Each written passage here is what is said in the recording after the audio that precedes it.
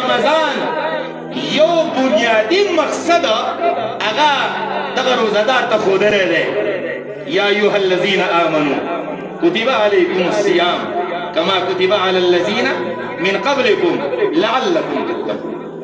روزدار واوره دا روجه نتا باندې د دې لپاره فرض کړې ده.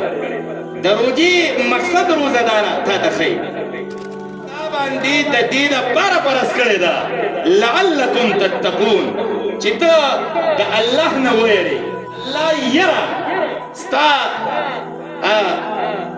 په اعضاو کې دننه هغه راشي لعلکم تتقون. نو د دغې روجې د نیولو بنیادي مقصد چې قرآن موږ ته ښودلی دی نو هغه دا دی دغې روجې سره به د الله تبارک وتعالی یره په تا کې پیدا کړي. که د الله یره تا کې راله واقعي تا د روجې حق ادا کړی دی واقعي تا هغه شاندې ونیوله څنګه چې الله دین او اسلام او محمد رسول الله مبارک او کنا ټول روجه تیره شوله او چې څنګه وي هغه شانتي یي نو د روجې هغه مقصد په تا کې نه دی راغلی. لہذا د رمضان کم برکات دي او کم ثوابونه او کم وعدې الله کړي دي نو ته ګورې په هغې کې به شامل نه یي هغې کې به ته شامل نه.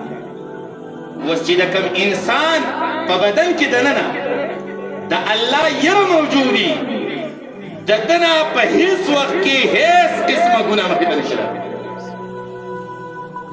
چې د یو سړي عقیده دا جوړی چې الله ما ته د لپاسې ما ته د دې اړخه ګوري د شا او د مخې نه ګوري د لپاسه او د ځمکې د طرف نه ما ته ګوري مجال شته چې د ګناه ارتکاب وکړي نشي کولی.